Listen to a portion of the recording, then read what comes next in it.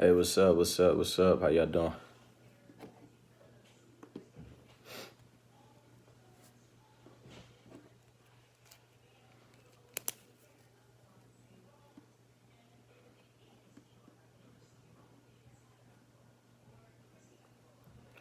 How's everyone doing? I pray that all is well. Pray that everyone's feeling good, feeling great, feeling whole, feeling complete in God and in yourself.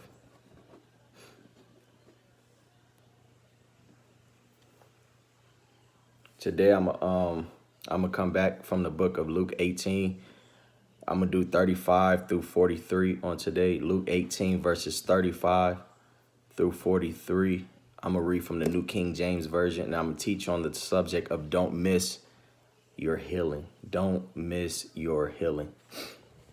All right.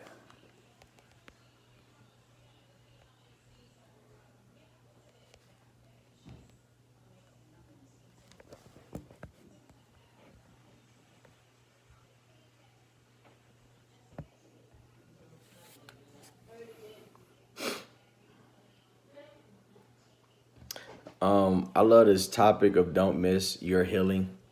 A lot of times in life, it's important for us to realize, as I stated earlier in my video, it's always important for us to be aware and to be conscious of where we are in our lives. And a lot of times, if we are honest with ourselves about how we feel and the things that we are going through and the things that we are dealing with, in us, in that moment of us being honest with ourselves, it's an opportunity for us to be healed. It's an opportunity for us to be delivered. It's an opportunity for us to take back the power from something that has had so much power over us. And don't miss your healing is basically encouraging us at every opportunity that we recognize that something is wrong with us or that something is going on with us, that we should take that opportunity and we should take that time to actually go to God in prayer and lay that on the altar and ask God, basically turn it over to God and ask God to deliver us or to heal us from whatever it is that we're suffering with, from whatever it is that we're dealing with, whatever it is that we're battling with in our lives or in our seasons or in our situations. And so that's so important. And I just want us to all to remember that and to be encouraged by that, and to never be afraid to be honest with where you are in life. Again, recognizing a problem is the first step, and recognizing that you need help or that you need healing in a situation is good for you, because you no longer have to hide. You also no longer have to cover it up, and you also no longer have to feel ashamed about it, but you basically shed light on the area that has been troubling you, or the situation that has been troubling you. So it's important that we don't miss our healing, and that we take every opportunity that we can to go to God in prayer and to ask for healing, to ask for deliverance, and to ask to be saved and healed and whole, because we don't constantly want to be walking around broken or shattered, or we don't want to constantly be dealing with the same things day in and day out, but we want to get to a place to where we are learning to live our lives free and in a place of wholeness and in a place of deliverance. So I encourage us all to take that word and to take heed to it, and to allow it to really just sit with you. But Luke 18 verses 35 through 43 from the New King James Version. And I pray that God blesses this word, and I pray that God blesses each and every ear that is hearing, that we all hear what the Spirit is saying to our church individually and as a whole. Excuse me. But I'm gonna get started. It starts off in Luke 18 verses 35. It says that then it happened. This is basically speaking on Jesus when it says, then it happened as he was coming near Jericho. It says that a certain blind man sat by the road begging. There was a blind man sat by the road begging. Automatically, his condition is noticed. Some of us deal with depression. Some of us deal with sadness. Some of us deal with lowness of spirit. Some of us deal with a faint heart. Some of us deal with a lack of faith. Some of us deal with lust. Some of us deal with insecurities, multiple insecurities. Some of us deal with things that are just constantly weighing us down. But this man's condition, he was blind. And so it says that he was sitting by the road, but he was begging. And it's not that he was just begging for anything. And you asking, you have to be specific and you're asking. I remember I did a message on that before, and being specific in what you're asking God for. So in his begging, he's not just asking for anything. He's not just asking for money knowing that he can't see. He's not just asking for a new TV knowing that he can't see. He's not asking for things that are not beneficial to his condition, but he's asking for what he needs so that he no longer has to deal with this certain condition of being blind.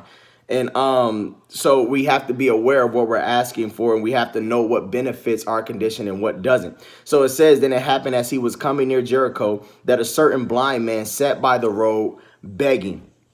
And it says, and hearing a multitude passing by, he asked what it meant.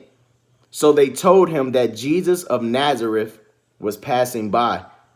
And he cried out, saying, Jesus, Son of David, have mercy on me. And at this point, he saw his opportunity that Jesus is here. I've been hearing about the miracles. I've been hearing about the blessings and the signs and the wonders and the things that he has been doing for other people. He's been healing the sick. He's brought Lazarus from the dead. He's done all these amazing things.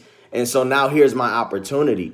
And a lot of times we don't take advantage of our opportunity to go before God in prayer, or to go before God and to seek God and to ask God for what it is that we need, to say, God, I'm dealing with this, or this is weighing me down, or this is a burden to me in my life, or I'm tired of dealing with this, or I'm tired of going through that, or I'm tired of being depressed. I'm tired of being upset. I'm tired of being angry. I'm tired of lusting after this, or I'm tired of all the things that I'm going through. But see, this man, he saw an opportunity.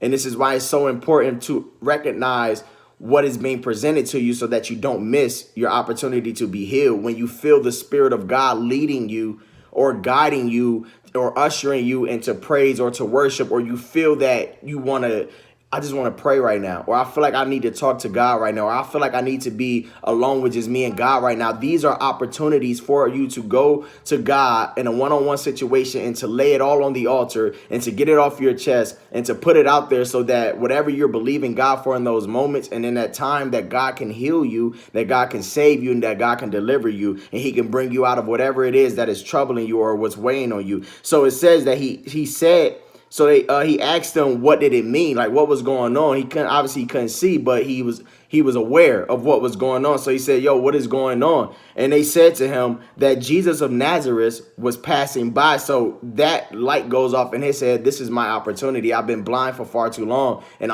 I don't no longer want to be blind. And I know that Jesus is a healer, and he's a way maker, and he can make things happen, and as everything is possible with him, even though it's deemed impossible with man. So what I'm going to do in this moment and in this opportunity and in this time is I'm going to take advantage of this, and I'm going to put myself out there. I'm not going to be ashamed. I'm not going to be held back. But what I'm going to do is I'm going to put myself out there, no matter how I may look to people, no matter how I may look to the people that are criticizing me or judging me or laughing at me or making a mockery of me or whatever it is that they're doing, no matter how I may look to them. But what I'm going to do is I'm going to put myself out there, because it doesn't matter if you understand my situation. There is something that I need from Christ Jesus right now. And since he's in the area and he's in the midst and he's passing by, I'm going to make sure I don't miss my opportunity to connect with him or to reach him or to ask him or to touch him or to be healed by him. So it says in verse 38, and he cried out, saying, Jesus, Son of David, have mercy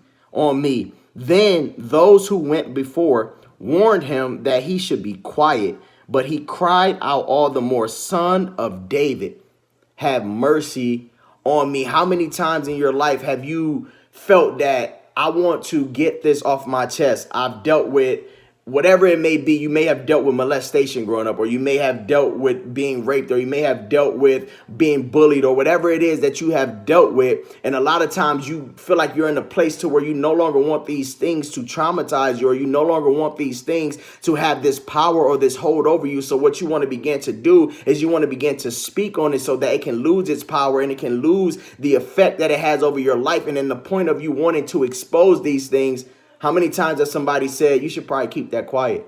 Ain't nobody gonna really want to hear that. You should probably shut up and keep that to yourself. If you talk about it, you know people just gonna judge you. If you talk about it, you know people gonna look at you like you crazy. If you talk about it, you know people just gonna make a mockery of you, or they just gonna take your information, they gonna use it against you. How many times have people tried to stand in your way from receiving your healing and whatever it may be that you're asking God for healing from? So it says those that went before him, they warned him that he should be quiet. But why should I be quiet when Jesus is near and I can receive what I'm asking him for, what I'm in need of? I'm in need of something. You may not be in need of what I'm in need of, but that doesn't mean that you should be able to stop me from getting what it is that I need from Christ Jesus. No. How many times has somebody tried to muzzle you? How many times has somebody tried to keep you quiet or tell you that what you have to say is not important, or what you have to say doesn't matter?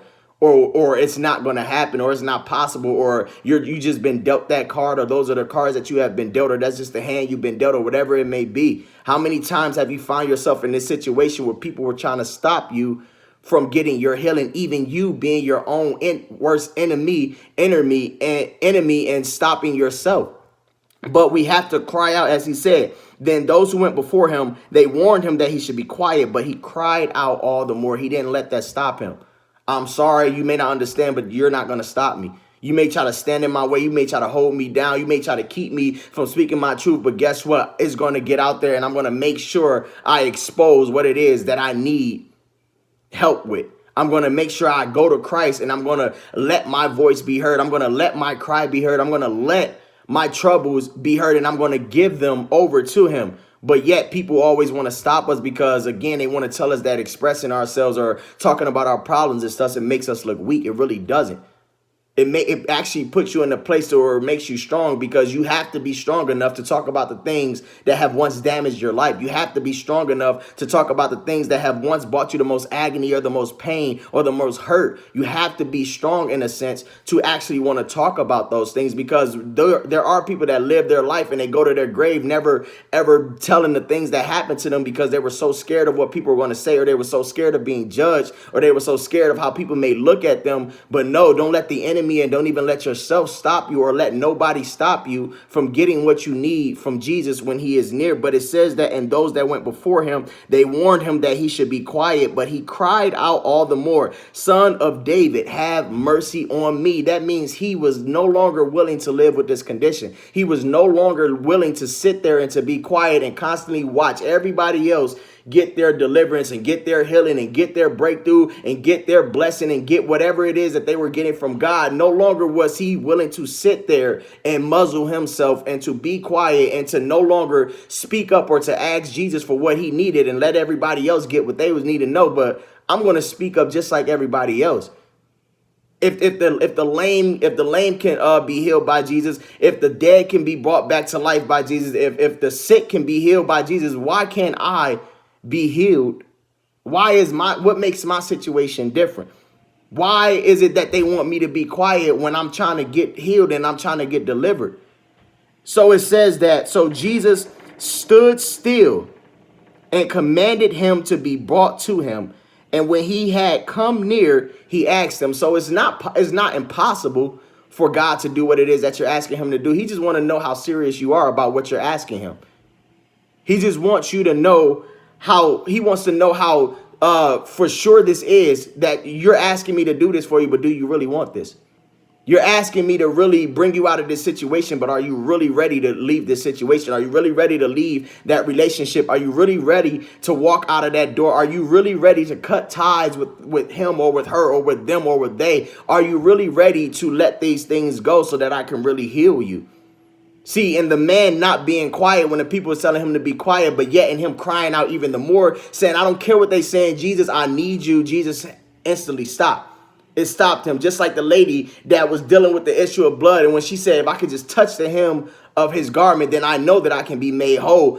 And when she touched him, and Jesus instantly felt that somebody touched me because the virtue went out of him, what did he turn to her and he says, "Woman, your faith has made you whole, and your faith has healed you," basically. But it's your faith and what you believe is able to be done. And so it says that those that went before him, they warned him that he should be quiet, but he cried out all the more, son of David, have mercy on me." So Jesus stopped, because Jesus recognized, okay, he's serious about it.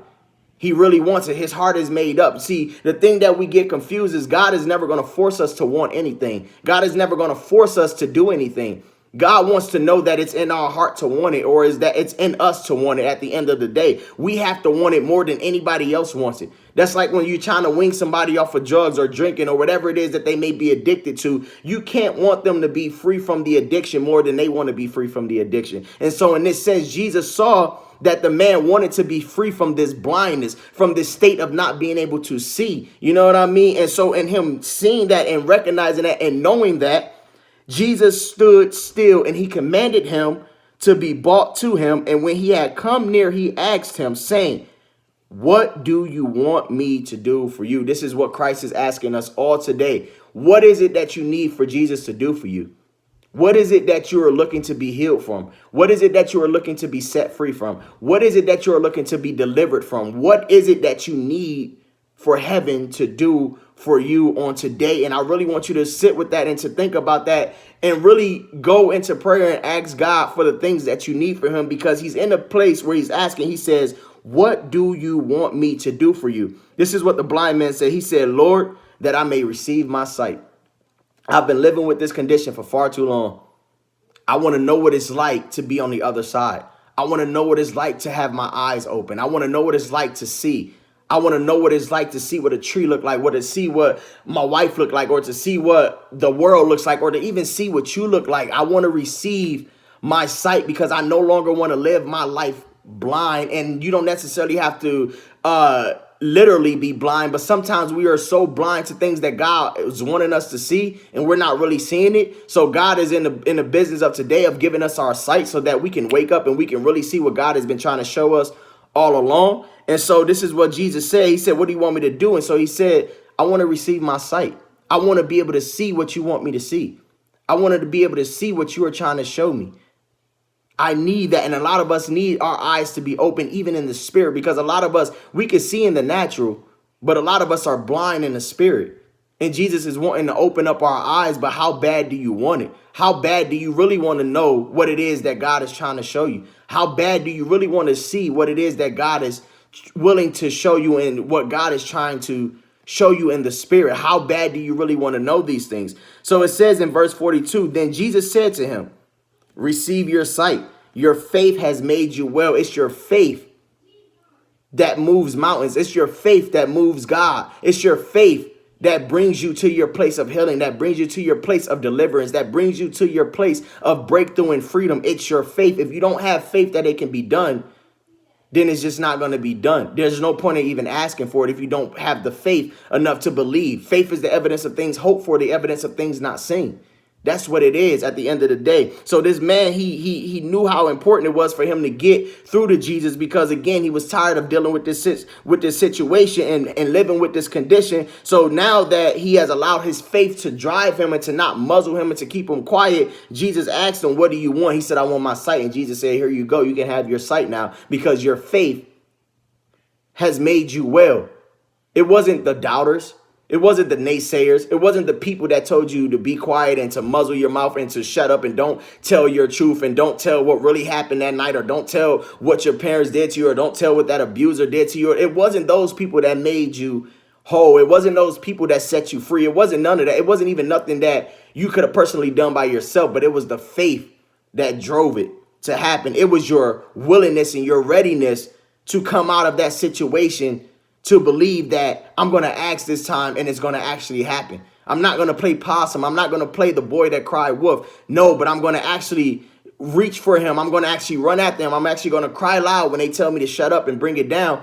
I'm going to cry louder so that he can hear me. And that's what allowed him to be healed at the end of the day. So it says in 43, and immediately, a lot of times the reason why it's not as immediate is because a lot of times we struggle with the faith and we struggle with the believing. But the fact that it was pure faith that led this man, immediately he received his sight, it says, and immediately he received his sight. So if you're wondering why it's taking long, or if you're wondering why it's not really happening, or if you're wondering why things haven't changed, or why it seems like everything is still the same, check your faith level. Check where you are in your belief and what God can do, and believing that he is able and he is capable of doing what it is that you're asking him to do. But it says that receive your sight, your faith has made you well. And it says, and immediately he received his sight and followed him, glorifying God. And all the people, when they saw it, gave praise to God. And what I love so much is that it says he followed God. He glorified God. He didn't follow man. He didn't glorify man. He didn't put the glory in himself. He knew that if it was not for Jesus walking in this moment, walking past me in this moment right now, if it wasn't for him being present right now, if it wasn't for him passing me by right now, I wouldn't even be able to see. I wouldn't even be able to be whole. I wouldn't even be able to be healed. I wouldn't even be able to be delivered. I would not be set free right now. I would still be wandering in the same wilderness. I would still be dealing with the same thing right now, but I'm going to glorify God because it was for him. If it had not been for the Lord on my side, I don't know where I would be. And so I glorify God in everything that happens in my life and everything that he has brought me out of, because I know it was nothing that I did that was so spectacular, but I know it was everything that God has done. So I encourage us all, once you get your healing and once God brings you out, don't go back. Don't go start glorifying and looking to all the wrong people and all the wrong things, or boasting in yourself and saying, look what I have done. No, but give that glory to God. Give that glory to Christ Jesus, because it was for, if it wasn't for him, then we'll still be in the same mess. We'll still be dealing with the same things. We'll still be wrestling with the same conditions over and over and over again. But at the end of the day, don't miss your healing. They told him to be quiet when he said, hey, I need to see. I want to be healed. I don't want to be blind anymore. And the first thing they told him, hey, shut up. He not trying to hear that. Or to be quiet. He got more important things to deal with. Or Jesus' time is too important for you to slow him down right now. No, Jesus stopped because he wants you to know that you are important. He wants you to know that he hears your cries, that he hears your prayers. He wants you to know that the things that you are going through, it means something to him at the end of the day. He wants you to know that you are important, and the things that you are going through and struggling with and the things that are holding you captive or you are holding on to, it matters to him, and he wants to see you free. He wants to see you whole. He wants to see you delivered. He wants to see you set free. He wants to see you healed. He no longer wants to see you struggling with the same things. So it takes a made up mind and it takes a set heart to say, I want to come out of this. I want to come out of this no matter who's standing in my way, which brings me to a couple points. The devil or people desires to keep you trapped in your brokenness and your condition, but you can't let them. It's not up to somebody else of how long you can stay in your condition. It's up to you about how long you're going to deal with something. And when you're ready to come out of it, only you can make that decision. Only you can make that choice. And only you can take that leap of faith to go forward and say, no longer will I deal with this. No matter who or what stands in your way, your healing and your deliverance has to be more important. And you have to ask yourself that. What's more important, my future or my past? What's more important, my long-term blessing or this temporary fix? What is more important in your life when it comes to your healing and your deliverance? Is it you being quiet because you don't want to hurt somebody's feeling? You don't want to hurt the person that hurt you? You don't want to blast them? You don't want to put them out there? You don't want to say what they said? What's more important to you? Keeping their secret safe or freeing yourself from this secret that has been tormenting you for your entire life? You have to ask yourself these things at the end of the day. You have to know that your healing is more important. You have to know that your breakthrough is more important. Your freedom is more important at the end of the day. Your healing and your overcoming and your outcoming is so important at the end of the day. And this is why Jesus stopped and stood still and listened to him, and not only listened, but commanded that he come near.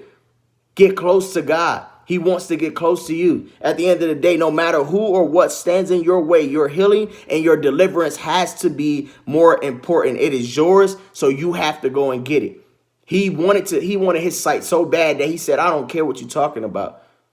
I don't care what you're telling me to do. At the end of the day, I want it. It's mine, so I'm going to go get it. If it has my name on it, this blessing has my name on it. This healing has my name on it. This deliverance has my name on it, so it belongs to me, and I'm going to go get it. So if God said it's mine, then I shall have it. Nothing or no one can stop you but you. Stop always blaming people for why you haven't come out yet. Stop always blaming people for why you still broken, or why you're not healed, or why you're not delivered, or why you're not set free. Stop always blaming everybody else for the things that you are the most in control of. We place blame everywhere and we don't want to take no responsibility for it.